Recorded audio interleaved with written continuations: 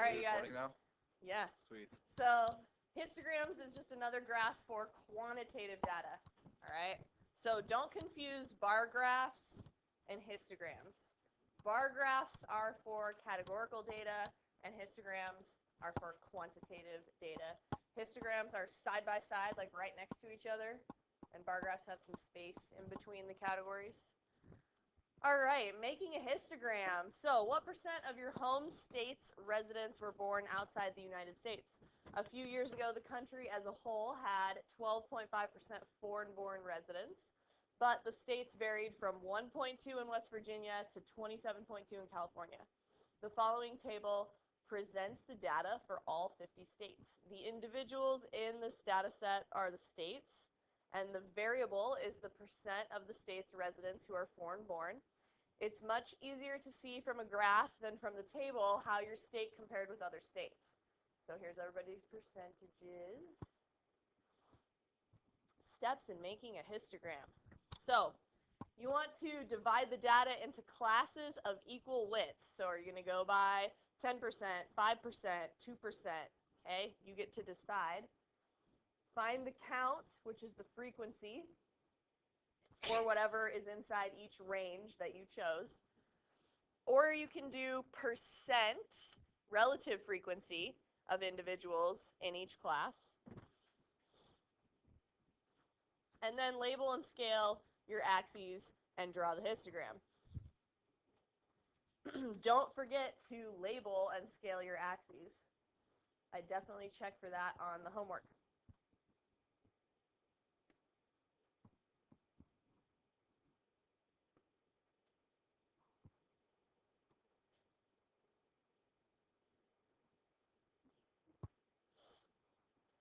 So we have two histograms, and you can choose which way you're going to do this. This one right here is just the counts. And they went by 5 every time on the percents of foreign-born. So right here we have 0 to 5%. Anybody from 0 to 5% is in that range, which means there were 20 states that had 0 to 5% foreign-born. Okay, and right here, this is about, 13 states that were between 5 and 10. By the way, you have to decide which way you're going to go with people that are on the border. So if you're exactly at 5%, are you going to make that go up or are you going to make that go down? Okay, you can choose, but you need to be consistent. Okay, so for this one, it says they went from 5 to 9.9. So as soon as you get to 10%, they put that in the upward area, all right? And then over here, what did they do? They did percent instead. So remember, frequency or counts and relative frequency would be the percentages. How would they find this? Well, they're saying that 20 out of 50 states, so what percentage is that? 40. So that's how they changed it to a percent. This is now 40% of the states that have from 0 to 5% foreign-born residents. Okay? And then 13 out of 20 would make this about 26%. All right. What do histograms in the figure tell us about the percent of foreign-born residents in the states? To find out, we will follow our familiar routine. Describe the pattern and look for any departures from the pattern. So with any kind of graph for quantitative data, we can do SOCs. Yay. So for shape, if you guys remember, what do you guys think? Skewed right. Wherever the tail is what you're looking at. Or think of this as your feet, right? That's your right foot right there with your toes. Okay. So anyway, some of you guys are doing like bullet points. On these, you actually do need to write a sentence because if you just put socks on the AP exam, they don't know what that means anyways. So you need to say some words like the shape of the distribution is skewed right. Okay, so a sentence. Outliers, what do you guys think? No, so the sentence you would write would be there does not appear to be any outliers. Okay, and then center. So how are we going to find the center on this one? Guess. That is one way to do it. Good luck, all right? There's another really good way we can find the median. How many states are there? 50. So between 25 and 26, right? So here's 20. So that means that the 25th and 26th spot has to be between 5 and 10%. All right? So my median is between 5 and 10%, somewhere in there, the center of the graph. And the last one is spread. And you would say the range is from 0 to 30%, or you could look at your numbers and find the actual range, low, high. Yeah?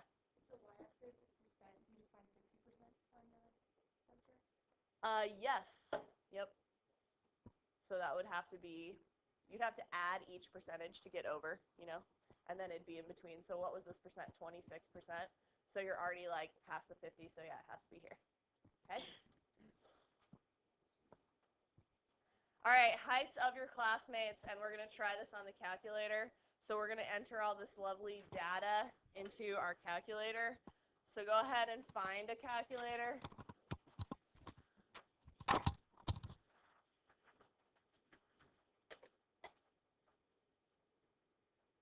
By the way, who in here does not have an Inspire? Okay, you need a book. You need a book. Okay, you need to go to page 36. Here, come over here and grab one. Yours is ordered, right? Yeah, it's always good. All right, if you have the Inspire, you can follow along with me. If you have the 84, you have to follow along in the book. Or 83. All right. You have to read it. Yeah. It's going to be okay. All right, you guys. So if you go down here, this is your spreadsheets and stuff. We want to get to that list. And we're going to title it. The title has to be up here in the A box. Height. Heights of our classmates. So height. And then you go down to the 1. So you got to skip the equals. And now we're going to enter them in. Is everybody ready to enter data? Yeah. I will come and make sure. Oh, good. You're on L1. Figure out how to use list. What? Where's it from? Take it? Clear it. So I'll clear down. Okay. Everybody is good. I know you guys hopefully did this in at least Celsius. I don't know if you did it after that.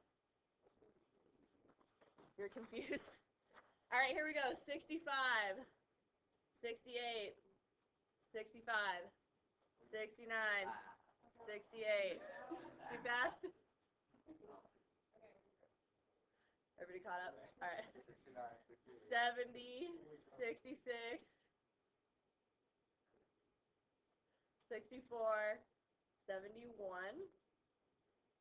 64, 72, 64, 119, somebody lied, 67, 70, 68, 70, 64, 67, 72, 72, 67, 63, 70, 63, 70, 66, 74, 63, 67,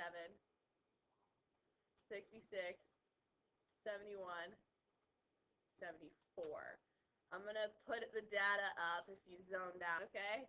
So go back to your lovely guy.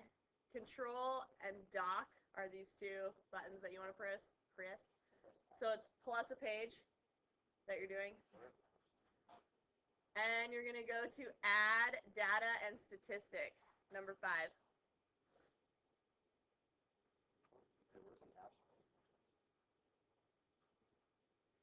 And then down here for the click to add variable at the bottom, we're going to add height to our x-axis.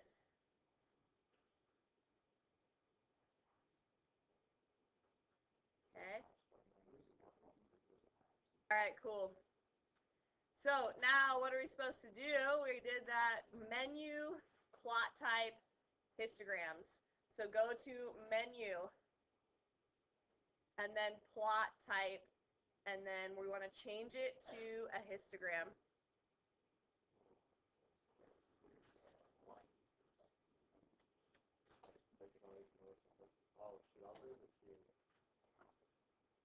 All right, you guys, so we did this.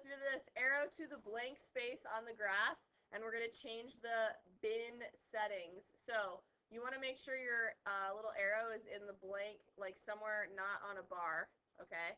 So move your arrow off the bar.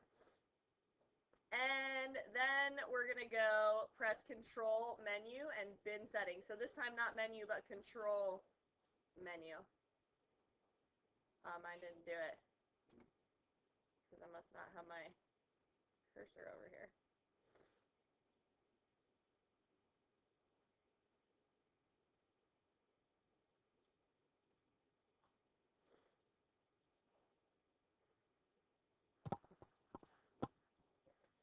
Okay, a couple notes that you might want to add. You guys make sure you pay attention here, even if you don't have it on your calculator. I'll come help you. Don't confuse histograms, bar graphs. We talked about that, right? Everybody know the difference? Yes. Use percent instead of counts on the vertical axis when comparing distributions with a different number of observations. All right? So if I interviewed 10 boys and 30 girls, right, it wouldn't make sense to compare the counts.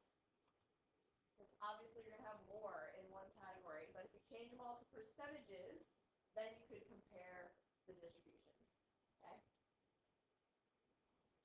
And just because the graph looks nice doesn't make it a meaningful display of data. So don't forget things that make our graphs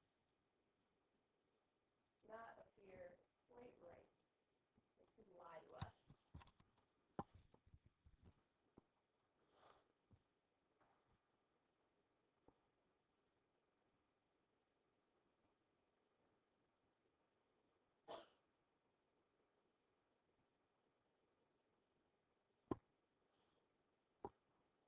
All right, so let's take a look at this graph. About 1.6 million first-year students enroll in colleges and universities each year. What do they plan to study?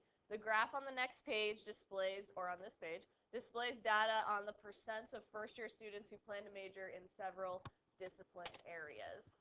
All right. Is this a bar graph or a histogram, you guys? Definitely a bar graph. All right. We're talking about what major you have or you are, right? That's a category. So we definitely have a bar graph. And would it be correct to describe this distribution as right skewed? Can I say that's right skewed? Do I have to put the categories in that order? No.